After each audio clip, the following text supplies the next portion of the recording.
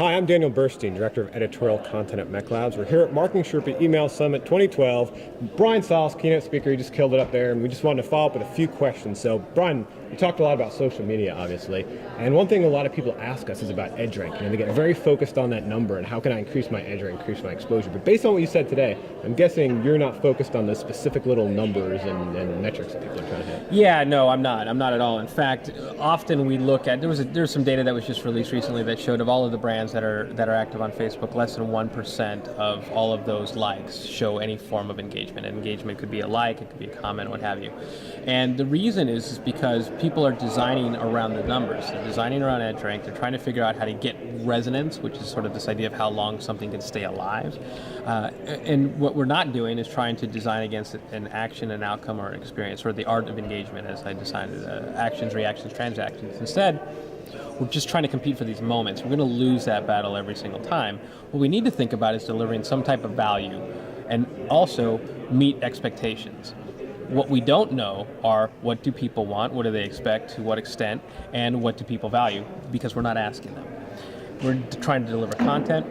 I'm trying to deliver against these channels without having any idea except this intent of I have a message to say, and this is how I'm packaging it, I'm pushing it into your timeline whether you like it or not, and that's the wrong approach. And it's just a matter of time until people figure out that at the bottom left-hand corner of Facebook is a little unlike button. No one ever talks about the unlike button, right?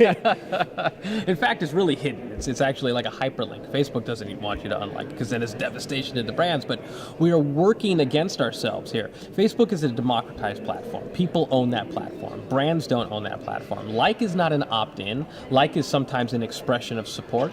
So you earn that attention, you earn the actions that you deserve. And whether or not they're there for the long term, that's yours to define. So think, the way I look at it this way, don't think about your edge rank. Don't think about an editorial calendar. Just like I tell people on the other side, don't think about your clout score. Just invest in the community based on what you want them to get out of knowing you and what is important to you. And deliver against that relentlessly. And people will only find value in that.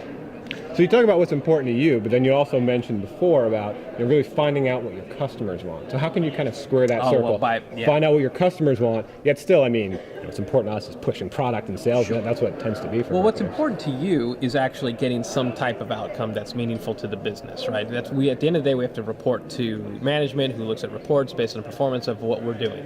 But when I say what's important to you, what I mean is you're never going to deliver against the numbers that matter in Facebook or any social network or any channel, whether it's mobile or traditional email, if you're not delivering what's important to the recipient of that message, right? Because you need them to take some type of action or have some type of reaction or some type of transaction that's going to contribute to the performance metrics that have been established for you. And before you can reinvent the entire metric system, you have to at least demonstrate that there are possibilities here. And there are. But they actually have to deliver against expectations. And expectations isn't just this is what I want and what I need now.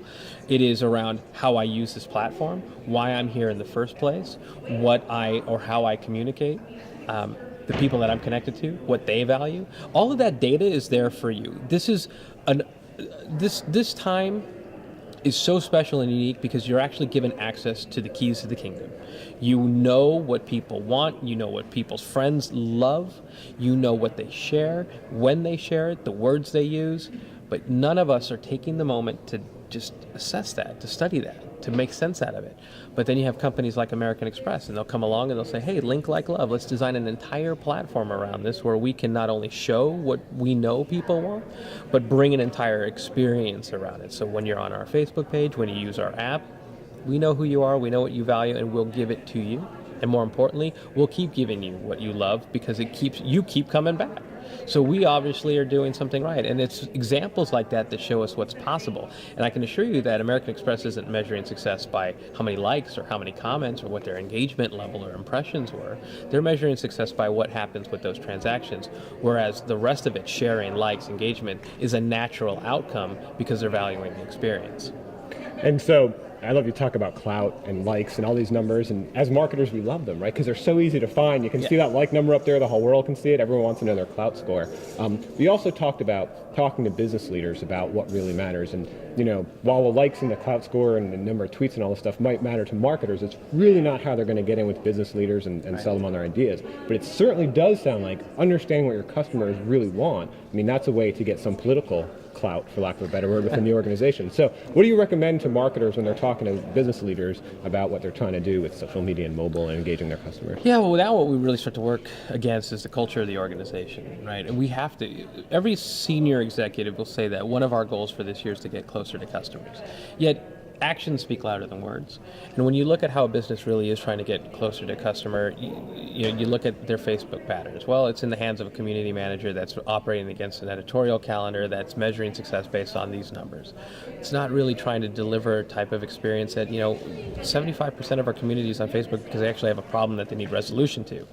So running an editorial calendar against that is not going to be helpful. Or 24% of them are actually looking for special offers or deals and exclusive content before they can get it anywhere, including email. So we're not delivering against needs because we don't know what those needs are. And I know it sounds so commonsensical, right? Know what your customer wants. But I think it's got to be greater than that. It's about turning data without even having to run a forum or a focus group. It's about just turning data into insights. And that data exists out there for everyone to interpret. And that data, I mean, what are customers sharing? What are they not sharing? What are they saying? Not about your company, about the industry. How are they connecting with one another? What do those social graphs look like? Have you studied the social graph? What's important to that graph?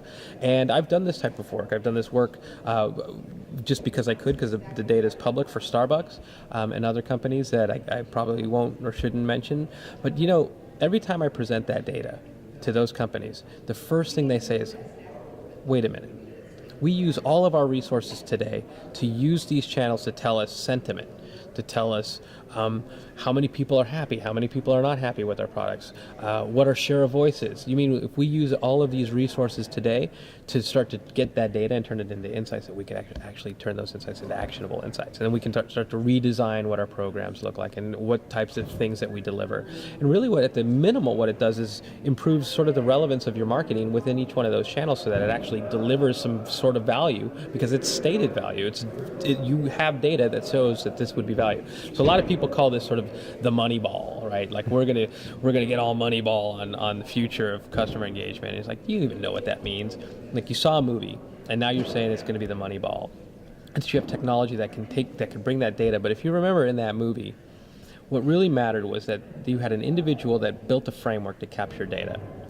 And then that framework, he was able to interpret data into decisions, right? And in that movie, it was all about runs. And then you remember that when Billy Beane turned down the offer to the Boston Red Sox went to use the same type of idea to then go on to win the World Series. So the story goes. What was different in those two teams, right? Certainly budget, but the algorithm and the interpretation of that data into different insights that then became actionable differently. And so my point is that information's out there. It's what you do with it and how you act upon it that nets you the results. And so part of our job is not to be a champion for technology. Part of our job is not to get caught up already in the rigmarole that is the silo of social media marketing. It is to just take a step back and say, what else can we do with this information, and how is it going to be valuable to the organization? Because those people who do earn the attention of the C-suite because they're able to demonstrate that you can deliver against business objectives. So don't just look at social media as conversations, which the C-suite doesn't care about. Look at it as data, real, true business data and data. Absolutely. And insight. They don't even use social networks. So that was an excellent point. Yeah, maybe their kids do or their grandkids. Yeah. Yeah, and it doesn't matter because that's a technology discussion. What we are talking about is growing a business opportunity because you can demonstrate the numbers will net you this growth yield because you have the data to show that. And that's what the stock market does very well. So why not just take that same approach within business, and then where marketing becomes more successful, service, sales, everybody benefits from it. But part of our job should be to translate not conversations, but this activity into insights. All right, excellent. Well, thank you very much. Brian Solis, our keynote speaker here at Email Summit 2012 in Caesars Palace. Every attendee got a free copy of his book, The End of Business as Usual. But if you want your copy, I assume on briansolis.com they can find out how to get one. Or, Amazon. Amazon. or Not Borders. Nope. Not They're Borders. gone. Audience of audiences. Your developers should be all over the Open Graph right now. Because that's what you're competing for. You're competing for attention right now. The lifespan of anything in Facebook is upwards, at most, of an hour. I don't care how amazing it is.